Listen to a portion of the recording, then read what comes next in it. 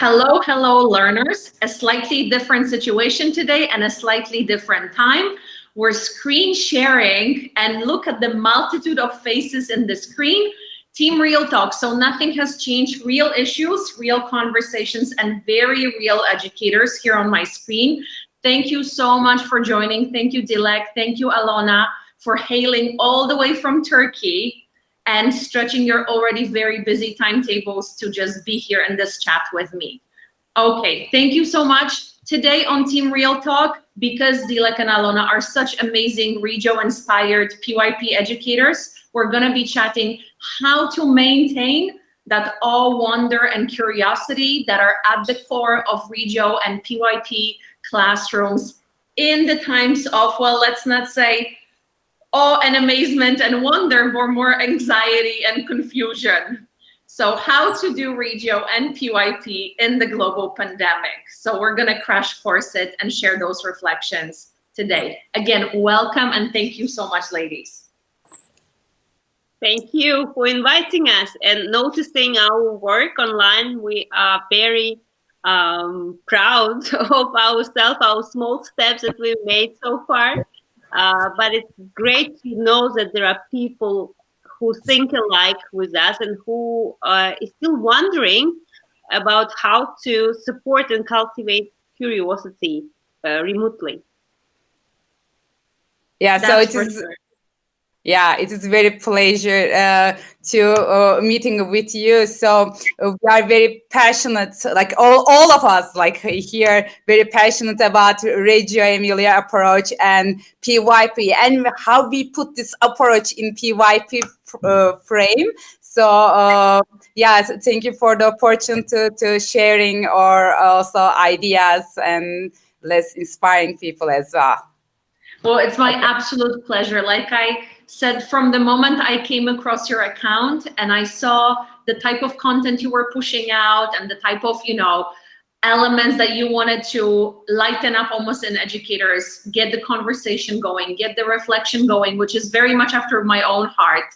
That's what I try to bring to mostly Twitter or my workshops online. Instagram is a very new game for me. So I'm learning so much from you, seeing that the kind of provocations and the content you're putting together, it's a beautiful thing because in a way, you're bringing the best elements of PYP practice and Reggio practice into your posts. And I really enjoy looking at how you're blending it and your A to Z, the distance learning curiosity alphabet that you've been doing over time right now that I was allowed to be a part of. So thank you so much for that. But to see, to see Susan and to see Kath and to see all these amazing people in the lineup, I felt even more special for being invited to be part of this. So I think that's a beautiful initiative. Can you tell me more how it all started? Dilek, do you mind if I go first? Of course, please. So my name is Alana and I work in Ankara, Turkey with my colleague Dilek. We both were very passionate. We are still very passionate about Reggio Emilia and we are working in PYP school. We were we studied a lot and I had personally had the chance to go to Reggio Emilia and stay there for a while and join the international study group in 2013. And I think that's where my personal life started to, I had a split. I had this line before and after. I felt that I found myself and my practice reflected what I was looking for. So in this case, when I returned and when Dilek started to work in our school, we had lots of conversations around approach and our framework at school, our children.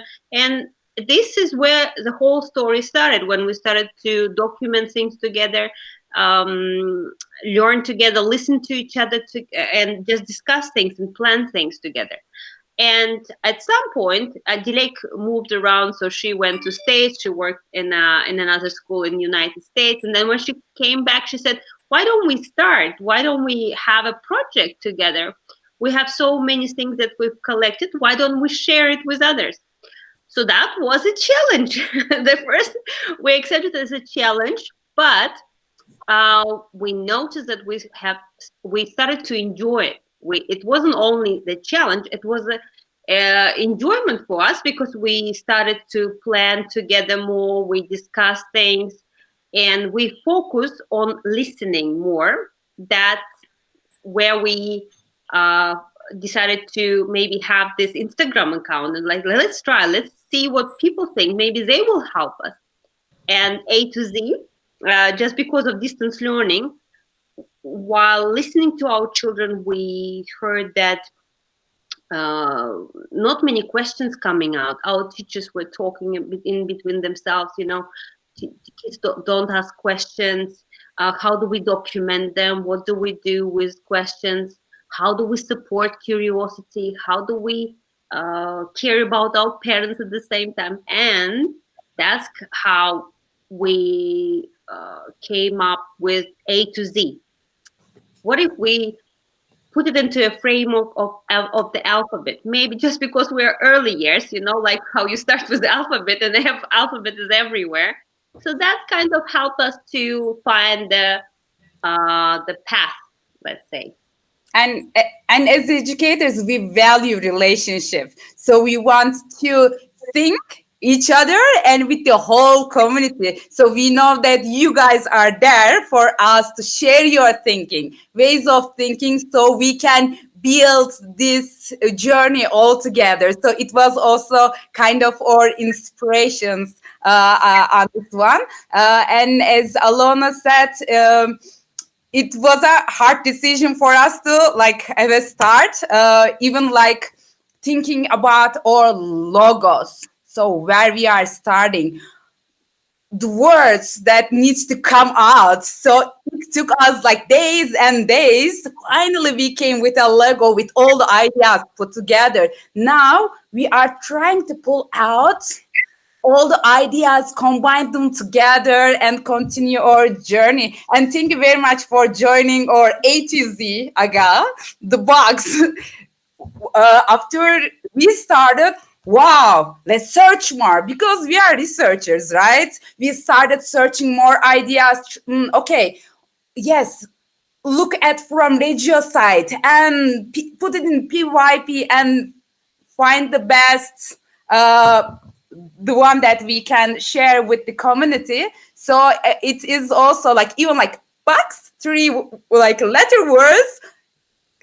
We gave gave us a big impact, and so excitement. Thank you so much.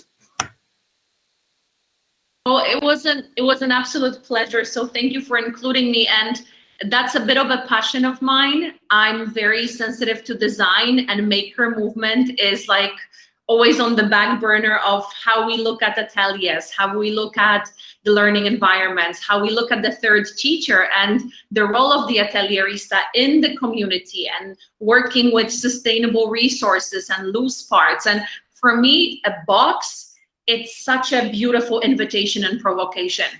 If you look at, how many gorgeous projects, progettaciones, begin with the box, or with just a scrap of paper, with that open, carte blanche. It's just an amazing invitation. So I was glad that you found it as curiosity and as wonder-provoking, as do I, because back in my community, I've been running a makerspace on a dime, just through collecting parents' boxes. Someone's moving, let's get your boxes. Someone's unwrapping presents, let's get your papers and your ribbons. Someone's going on a walk, do you have any sticks to give us? And we've been running for 3 years now a totally sustainable, just like you would have a community-run atelier, makerspace. And with the same principles, just to encourage children to have awe, wonder, curiosity, but also with that element of, what will you do about it? What if? What will happen next? So nurturing not just the curiosity and wonder, but also that sensitivity to design. How will you do this differently? How will you make this better or different? What if this is not on top? What if this is at the bottom? So all these provocations are constantly coming out. But what I really enjoy hearing from both of you now, and I'm not really modeling this very well, so I will be quieter in a moment, is the art of listening, and the fact that you are each other's listening partners, which is in a way how these talks have started. When my colleague and I originally started just chatting on Messenger, Levi was in Korea, I'm here in Kuala Lumpur. We wanted to have a listening partner because we thought that educators chatting about learning constantly in dialogue over practice is a disappearing art, because we're so fast to wanting to have our turn, our say, to say our line. So I want to hear more from you. Where are you now? How are you cultivating all of this, knowing that you've just gone into distance learning again? Yeah, listening again, it's something personally for me, it is a challenge.